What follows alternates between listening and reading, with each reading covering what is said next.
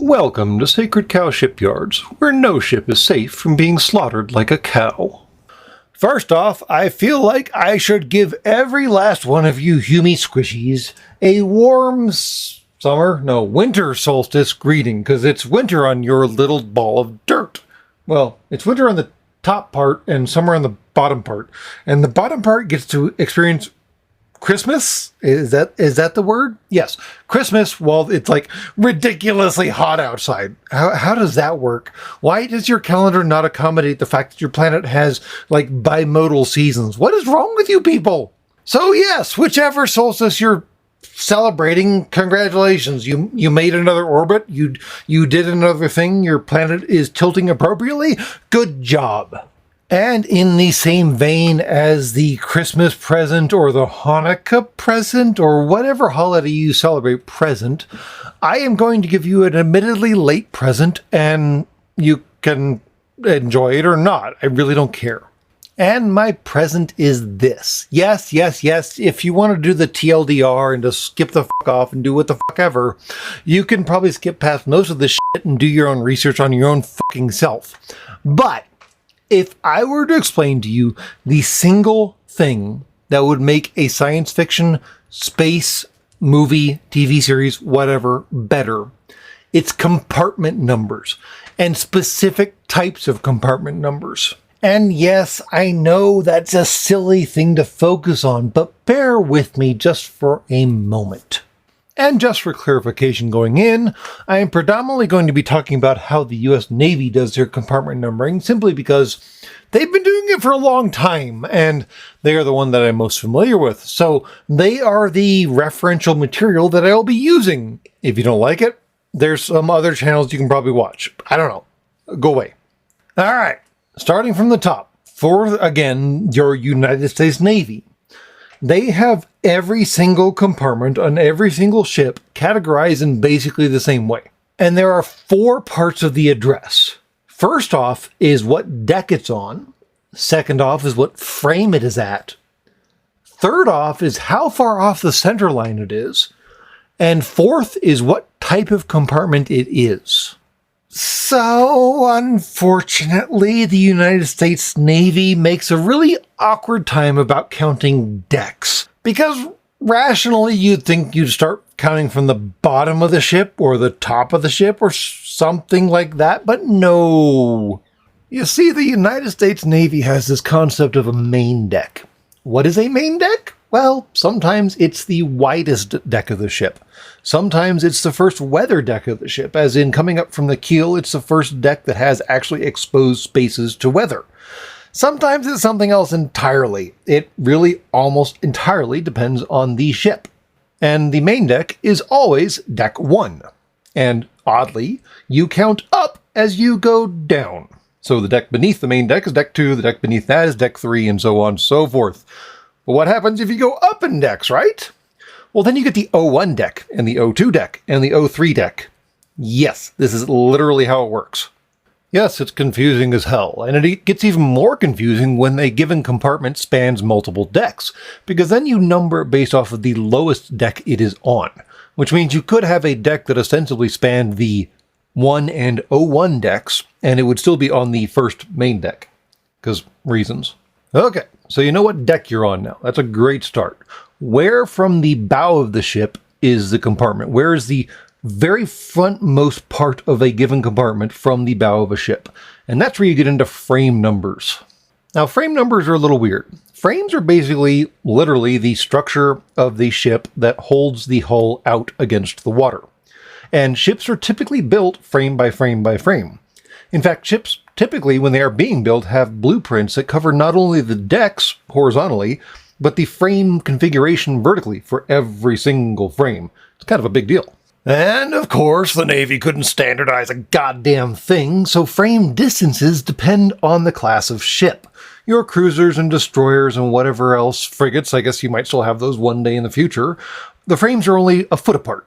On your amphibious vehicles, which are totally not amphibious, the frames can be 2 to 4 feet apart, or even 7 feet apart, depending on the specific class. Really not confusing at all. And yet, on your actual carriers, the frames are 4 feet apart. Okay, fine, whatever.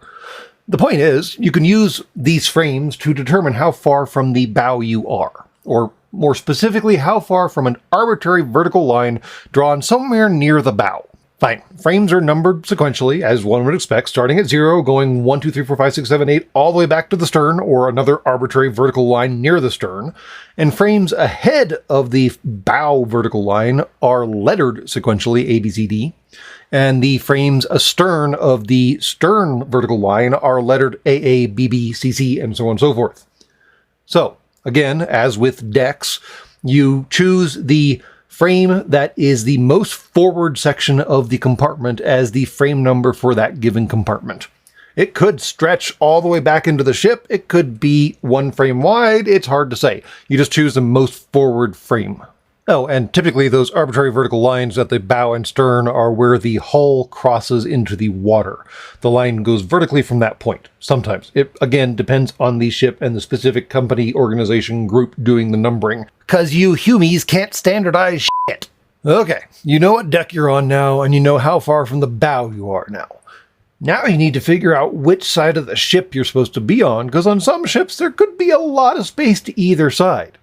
And this is the biggest detail that your Hume movie writers and story writers fuck up so many goddamn times. And it is excruciatingly easy not to. All you have to remember is port, even, starboard, odd. That's it. That's all you have to remember. And it's easy because port and even have the same number of letters in your English language.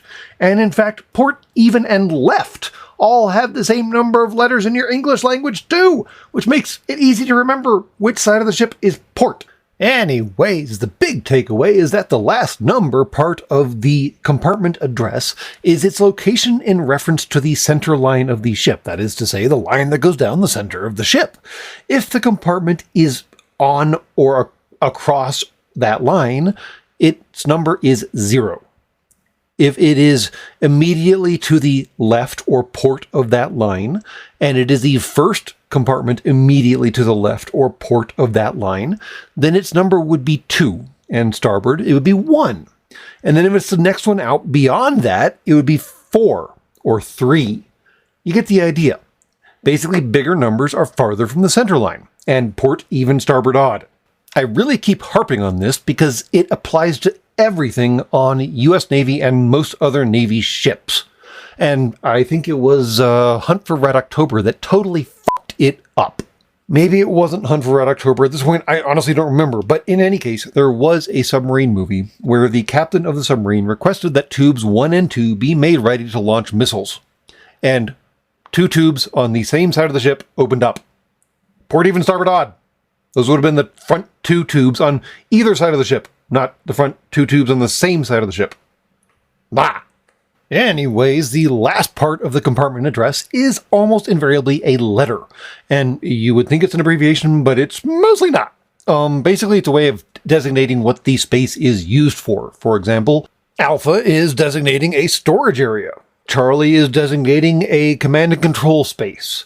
Echo is an engineering space. Juliet is a JP5 tank, and JP5 is the fuel you mostly use for your jets and a couple other things. Tango is a vertical access trunk. It's basically a Jeffries tube that goes up and down and is a whole lot less comfortable. Victor is a void. You don't want to go in voids. Lima are living quarters, and so on and so forth. You get the idea. Most of the spaces on ships have a letter designation indicating what they are used for. Alright, why is all of this important, you're asking? Why am I harping on this so much? Why am I giving you so many details? Because in your stories or in your movie shows or your TV series or whatever the fuck it is you're doing, when bosun mate Schmuckatelli gets on the 1MC and calls away, fire, fire, fire, fire in compartment 3, TAC 160, TAC 0, TAC Lima, away the damage control teams, supply from repair station 3. Well, shit. That should tell your entire audience what the fuck is going on. And more importantly, it's telling your crew, your cast of characters what's going on. There's a fire on deck 3 in a compartment that is 160 frames after the bow on the center line of the ship, and it's a compartment that's a living space, so it's not typically full of explosive or conflagratory or problematic materials. However, there are, clothes and mattresses and other stuff in there that will burn, and there are probably people in there. So now you know what you're getting into, and that's one of the primary reasons why compartment numbers are so just very important. I mean, yes, it's a great way of telling like the repair crew that we need to fix this toilet in this bathroom over here somewhere, but also they are essential for damage control purposes. Absolutely essential. Now, to be fair, some series have actually done a fairly decent job of using compartment numbers, and some series did it simply because it's inescapable. For example, your Last Ship TV series was literally filmed partially on an active destroyer, so yeah, the compartments had numbers. Congratulations. Other series have kind of like slapdash numbers all over the place because they knew ships needed numbers, and they just kind of stuck numbers on the walls and called it done. I mean, no. You don't have to follow the same pattern that the U.S. Navy does. You don't have to do deck frame offset from centerline and type. You can use some other system if you want to. That's fine. Just make it consistent. Make it logical. Make it reasonable. Make it explanatory. Don't just let your prop department loose. Help your audience get immersed in the story. Details matter, and that's all I have ever been trying to say in this entire series of jankery that I am doing every week. Details matter. And if you want to help your detail quotient go up, consider compartment numbering. Who knows? What's the worst that can happen? In retrospect, I should maybe start charging for this kind of advice that I'm giving y'all, or at least selling myself out to give writers and authors and blah, blah, blah, so on and so forth advice on how to do things correctly. Maybe that's something I'll pursue in the future. Consider this a freebie. The first taste is free, right? And speaking of freebies, I guess, if you do want to support this channel and the nutcase crazy stuff we do here, there is always the Patreon thing, but I understand some of y'all have some complaints about Patreon, and that's fine. So there's now also a Subscribe Star thing. There should be a link either on this video or below in the text or somewhere. You can find it. You're smart people, right? And that's all from Sacred Cow Shipyards. Please be advised that any ship left on the dock for more than 24 hours will be compressed to a cube at the owner's expense. Have a nice day.